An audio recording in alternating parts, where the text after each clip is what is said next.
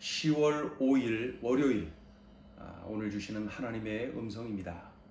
예레미야 42장 13절부터 22절까지입니다. 봉독을 합니다. 그러나 만일 너희가 너희 하나님 여호와의 말씀을 복종하지 아니하고 말하기를 우리는 이 땅에 살지 아니하리라 하며, 또 너희가 말하기를 아니라 우리는 전쟁도 보이지 아니하며 나팔 소리도 들리지 아니하며 양식의 궁핍도 당하지 아니하는 애굽 땅으로 들어가 살리라 하면 잘못되리라. 너희 유다의 남은 자여, 이제 여호와의 말씀을 들으라. 만군의 여호와 이스라엘의 하나님께서 이와 같이 말씀하시되, 너희가 만일 애굽에 들어가서 거기에 살기로 고집하면 너희가 두려워하는 칼이 애굽 땅으로 따라가서 너희에게 미칠 것이요, 너희가 두려워하는 기근이 애굽으로 급히 따라가서 너희에게 임하리니 너희가 거기에서 죽을 것이라.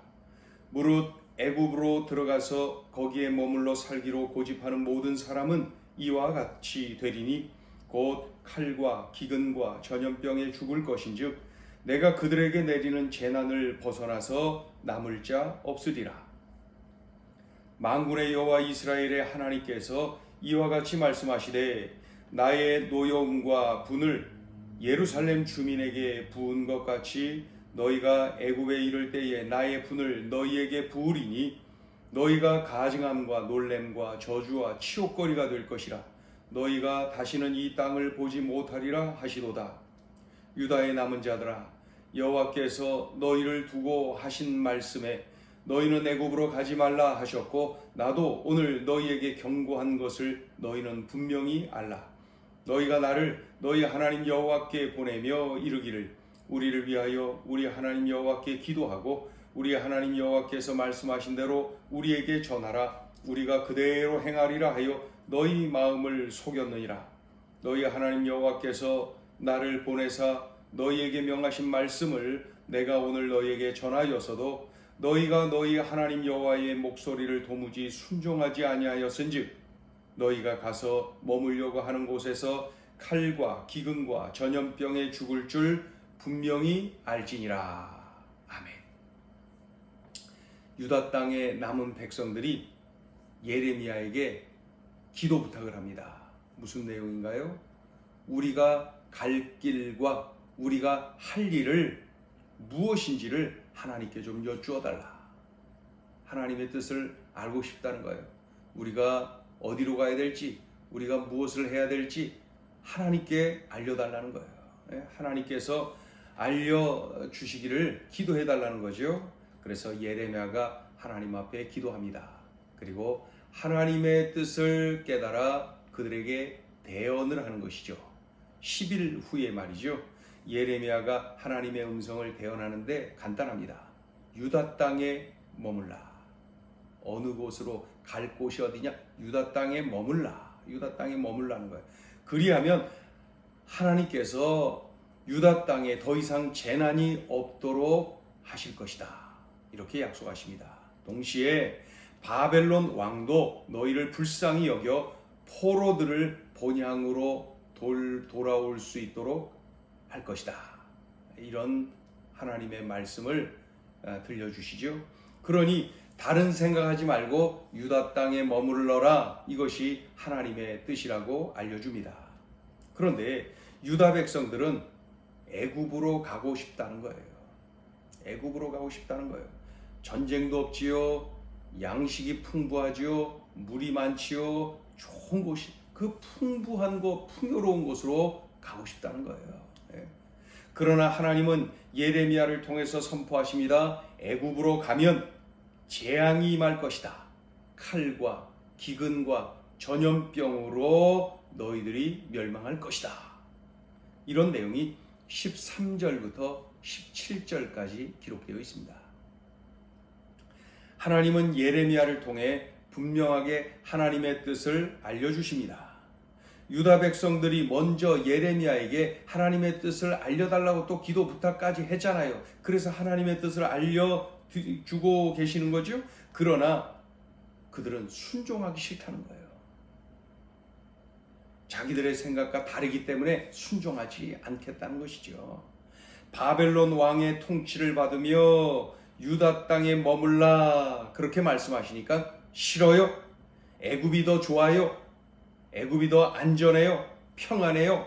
풍요해요. 애굽으로 갈래요. 애굽 왕의 통치를 받을래요. 그렇게 주장하고 있는 거예요. 하나님은 예레미야를 통해 다시 선포하십니다.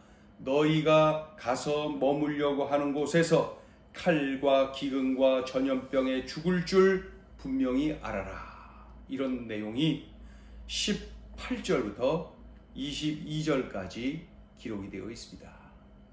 자, 오늘 주시는 메시지입니다. 첫째, 하나님과 함께하는 곳이 안전합니다.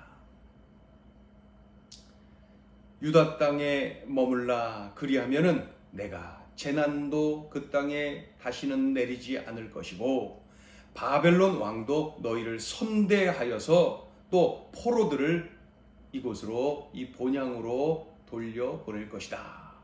이 얼마나 귀한 말씀입니까? 그러나 유다 백성들은 바벨론 왕이 아니라 애굽 왕의 통치를 받는 것이 안전합니다 라고 믿고 있다. 애굽이 더 풍요롭습니다. 애굽이 더 안전합니다. 그런 주장이 그저 당장 내 육안으로 좋게 보이는 것, 그것이 전부라고 착각하고 있는 것이죠. 하나님의 말씀을 거역합니다. 불순종합니다. 자기 소견대로 움직입니다. 겉으로는 하나님께 기도해 주세요. 기도를 부탁합니다.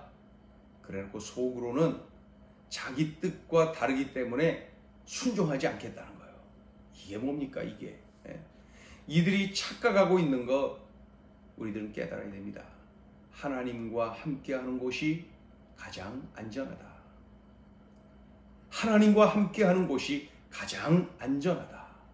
육안으로 보이는 그 풍요로운 땅 애굽이 더 안전하고 풍요롭고 행복할 것처럼 보였죠. 그죠?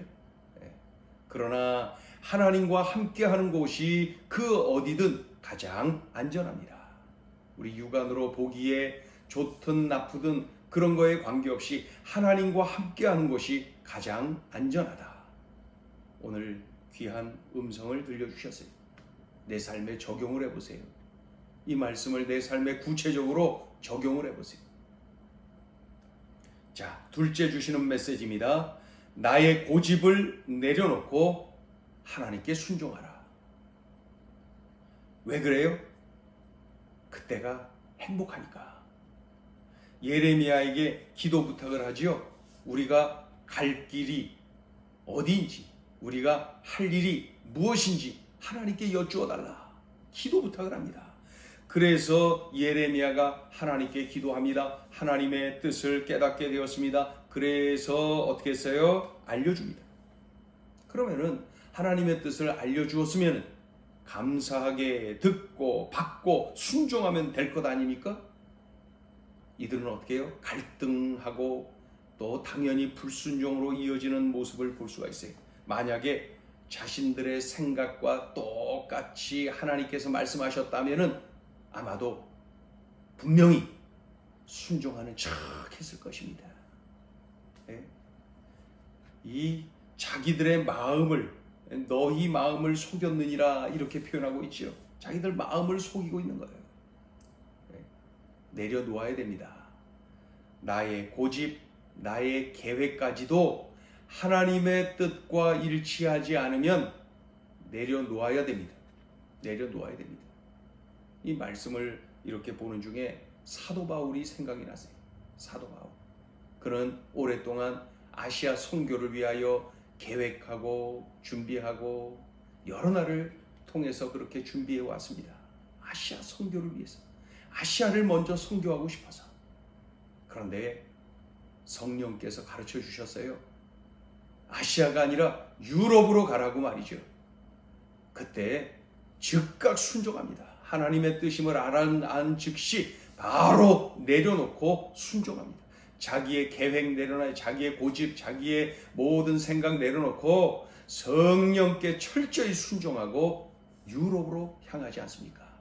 그 결과 엄청난 열매가 맺혀지고 참으로 멋지게 쓰임받는 모습을 볼 수가 있어요. 예.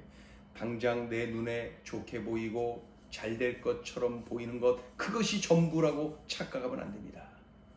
나의 계획, 나의 생각이 아무리 야무지고 아무리 훌륭하다 할지라도 하나님의 뜻이 아니면 즉각 내려놓고 하나님의 뜻을 따를 줄 아는 그 믿음의 삶을 살아야 되는 것이죠. 지금 유다 백성들이 그것을 놓치고 있습니다. 나는 어떻습니까? 나는 어떻습니까? 하나님의 뜻이 우선입니까? 나의 계획, 나의 생각이, 나의 지식이 우선입니까? 내 삶에 적용을 해보세요. 행여나 지금 이 문제로 갈등하고 있는 분 있습니까? 오늘 이 말씀을 잘 적용하여서 이 말씀을 살아내어서 진정한 행복을 누리세요. 기도하겠습니다.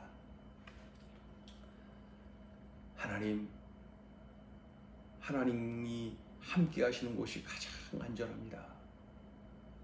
하나님의 뜻이 나의 생각, 나의 계획과 부딪히거든 즉각 내려놓고 하나님의 뜻을 따르는 믿음의 삶을 살게 하여 주옵소서. 오늘 이 말씀을 내 삶에 잘 적용하고 말씀을 살아내게 하여 주옵소서. 그리하여 하나님께 영광 돌리는 삶, 하나님의 뜻 안에서 승리하는 삶, 행복한 삶을 누리게 하여 주옵소서. 예수님의 이름으로 기도 올리옵나이다. 아멘.